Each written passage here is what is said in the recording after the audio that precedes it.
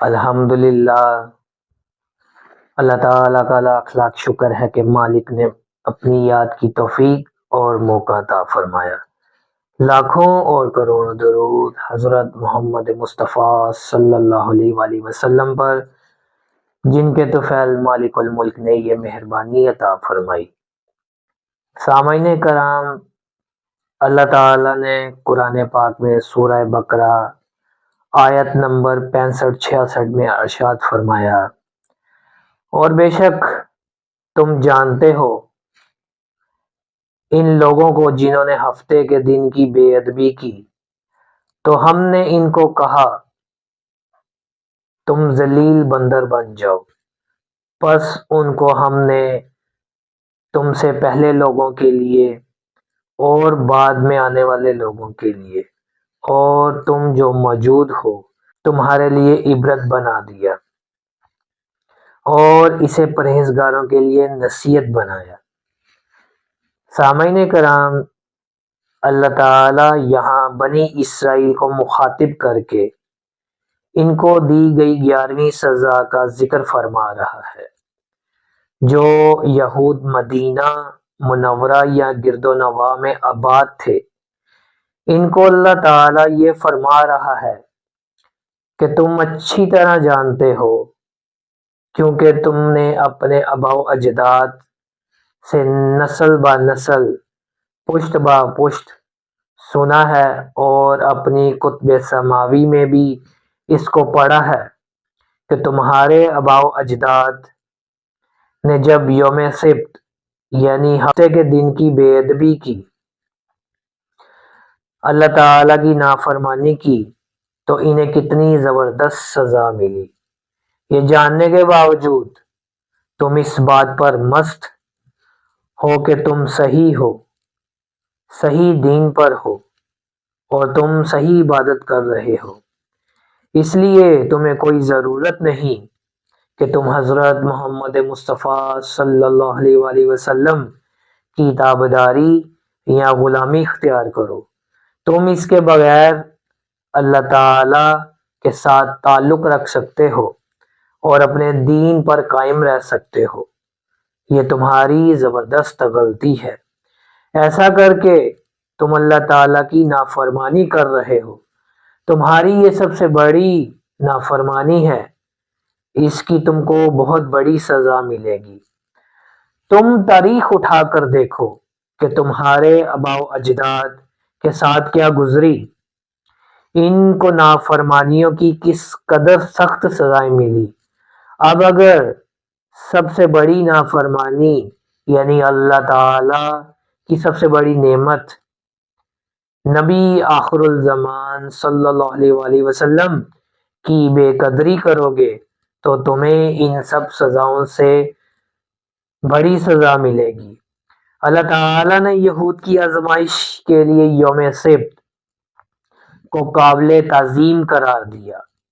سبت کا لفظی مطلب بھی تعظیم ہے۔ ہفتے کا دن یہود کے لیے اس طرح عبادت کا دن تھا جس طرح مسلمانوں کے لیے جمعۃ المبارک کا دن ہے۔ اس دن جمعۃ المبارک کی اذان سے لے کر جمعۃ المبارک کی نماز تک ہر وہ کام کرنا منع ہے جو جمعۃ المبارک کی نماز میں رکاوٹ بنے۔ اسی طرح اللہ تعالیٰ نے یہود کے لیے ہفتے کے دن کی تعظیم کا دن قرار دیا۔ حکم فرمایا کہ اس دن تم صرف عبادت کیا کرو، شکار مت کیا کرو۔ وہ لوگ مچھلی کے بہت بڑے شوقین تھے۔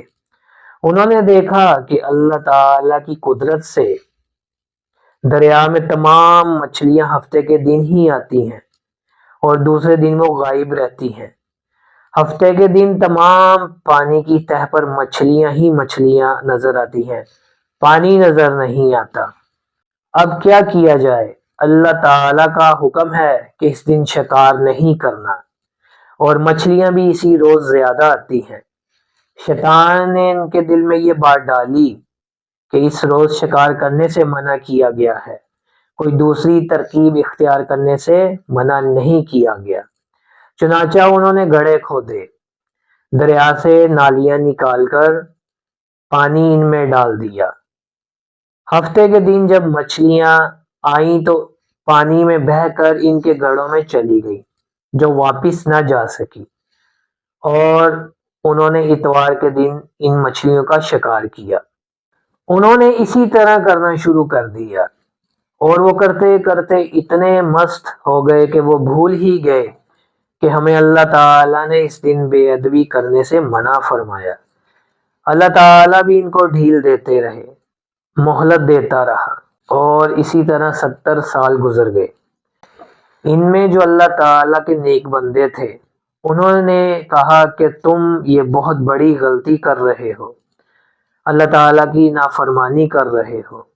مت بھولو، اللہ تعالیٰ کی طرف سے جتنی مہلت ہوگی اتنی ہی سخت سزا بھی ہوگی، لہٰذا تم خوف خدا کرو۔ لیکن انہوں نے بات نہیں مانی، وہ لوگ اس سے خفا ہو گئے۔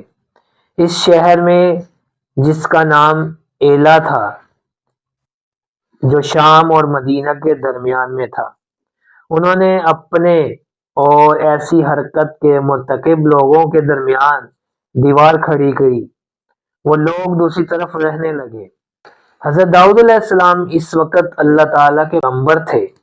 انہوں نے لوگوں کو بلایا اور کہا کہ لوگو، تم اللہ تعالیٰ کی نافرمانی سے ڈرو اور اس مہلت کو غنیمت سمجھو اور فوراً توبہ کرو، ورنہ تمہارے لیے سخت سزا ہوگی۔ ان لوگوں نے نافرمانی کی اور حضرت داؤد علیہ السلام کا حکم نہ مانا۔ حضرت داؤد علیہ السلام نے بد دعا کی تو اللہ تعالیٰ فرماتا ہے کہ ہم نے ان لوگوں کو کہا جاؤ ذلیل بندر بن جاؤ، چنانچہ وہ سارے لوگ بندر بن گئے۔ جو لوگ جوان تھے وہ بندر بن گئے، اور جو بوڑھے تھے ان کی شکلیں خنزیر جیسی ہو گئیں۔ دیوار سے اس طرف جو نیک لوگ تھے، انہوں نے دوسرے دن دیکھا کہ کوئی ہلچل نہیں ہو رہی۔ انہوں نے دیوار پھلانگی اور دیکھا کہ سب لوگ اپنے اپنے گھروں میں بندر بن کر بیٹھ گئے ہیں اور زاروں قطار رو رہے ہیں۔ ان لوگوں نے کہا ہم نے تمہیں منع کیا تھا کہ اللہ تعالیٰ کی نافرمانی مت کرو۔ تم کو جو مہلت مل رہی ہے اس کو غنیمت سمجھو، یہ نہ سمجھو کہ تم اچھے راستے پر چل رہے ہو، اس لیے تم کو کوئی تکلیف نہیں ہے۔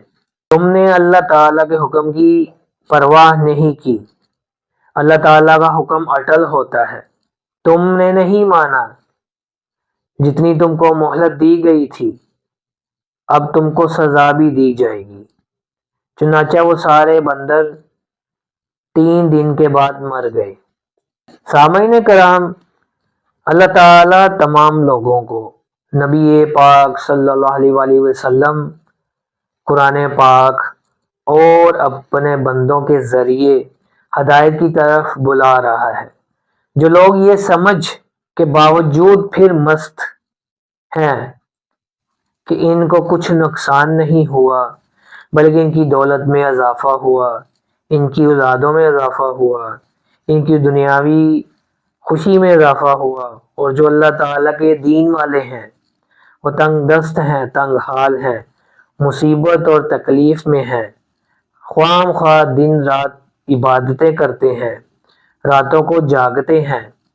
ان سے تو ہم ہی ٹھیک ہیں جو نافرمانی بھی کر رہے ہیں، لاپرواہی بھی برت رہے ہیں، پھر بھی ہم اچھی زندگی گزار رہے ہیں، ہمیں کوئی تکلیف نہیں۔ تو انہیں اللہ تعالیٰ کے اس ارشاد سے نصیحت پکڑنی چاہیے اور اس مہلت کو غنیمت سمجھتے ہوئے فوراً اللہ تعالیٰ کی بارگاہ میں توبہ کرنی چاہیے اور گناہوں کی معافی مانگنی چاہیے۔ بخاری شریف کی حدیث میں ہے کہ نبی پاک صلی اللہ علیہ وآلہ وسلم نے فرمایا، جب تم کوئی برا کام ہوتے ہوئے دیکھو تو فوراً اسے اپنے ہاتھوں سے روکو۔ اگر یہ طاقت نہیں رکھ سکتے اس کو اپنے ہاتھوں سے روکنے کی تو اپنی زبان سے روکو۔ اگر زبان سے منع کرنے کی طاقت نہیں ہے تو اپنے دل سے اسے برا کہو، یہ ضعیف ایمان کی نشانی ہے۔ سامعین کرام، جن لوگوں نے اللہ تعالیٰ کی نافرمانیاں کی انہیں سزا ملی۔ یہ سزا اور بنی اسرائیل کے قصے بیان فرما کر اللہ تعالیٰ یہ ہدایت عطا فرما رہا ہے کہ یہ سزائیں اس لیے ہوئیں کہ ان امتوں نے نبیوں کی نافرمانی کی، لیکن نبی پاک صلی اللہ علیہ وآلہ وسلم کی امت ان ساری امتوں سے ممتاز اور افضل ہے، اس لیے کہ اس امت کو جب بھی حکم ہوا تو اس نے فوراً اس پر عمل کیا۔ مثال کے طور پر اللہ تعالیٰ کی طرف سے حکم ہوا کہ حج یا عمرے کا احرام باندھ لو تو تم نے کسی صورت بھی شکار نہیں کرنا۔ تاریخ گواہ ہے کہ رسول پاک صلی اللہ علیہ وآلہ وسلم کے زمانے میں آپ صلی اللہ علیہ وسلم کے غلام صحابہ کرام جب عمرے یا حج کے لیے نکلے، باوجود کہ انہیں بھوک کی شدت تھی، انہوں نے احرام باندھا ہوا تھا اور شکار اللہ تعالیٰ کی قدرت سے ان کے خیموں کے اندر آیا، ان کے سامنے بھی آیا، لیکن کسی صحابی رضی اللہ عنہ نے، کسی غلام رسول اللہ صلی اللہ علیہ وآلہ وسلم نے آنکھ اٹھا کر نہیں دیکھا، حکم کی تعظیم کی، ادب کیا کہ ہمیں اللہ تعالیٰ کی طرف سے حکم ہوا ہے جب تم نے احرام باندھا ہوا ہو تو تم نے ایک مچھر بھی نہیں مارنا، تم نے کوئی شکار نہیں کرنا۔ اس لیے انہوں نے اپنے ہاتھوں کو روک کر رکھا اور وہ ممتاز ہوئے۔ سامعین کرام، نبی پاک صلی اللہ علیہ وآلہ وسلم کی حدیث پاک ہے کہ جب تک اللہ تعالیٰ کا بندہ اللہ تعالیٰ کو یاد کرتا رہتا ہے، اللہ تعالیٰ اس کی طرف متوجہ رہتا ہے۔ جو اللہ تعالیٰ کی یاد میں مصروف رہتا ہے، اللہ تعالیٰ اس کے گھر، مال اور ہر چیز کا محافظ ہوتا ہے۔